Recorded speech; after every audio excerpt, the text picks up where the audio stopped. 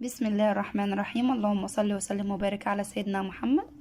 وعدتكم ان انا هوريكم الرز المعمر.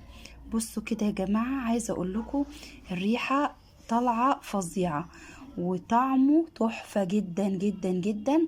شايفين جميل ازاي؟ شايفين يا جماعة؟ بصوا، لو انتوا خدتوا بالكم ولا هو معجون ولا هو اي حاجة، ده عشان احنا عملناه بطريقة تانية. شوحناه الاول. تابعوا الطريقة الفيديو اللي قبل ده، هتلاقوا فيه الطريقة كلها بكل حاجة خطوة خطوة. بصوا كده يا جماعة، بعد ما انا ما حطيته في الطبق، شايفين الرز مفلفل ازاي، ورزاية رزاية ازاي، مش طالع قطعة واحدة كتلة واحدة عجين. جربوه بالطريقة دي ويعجبكم جدا. انا غطيته لما حطيته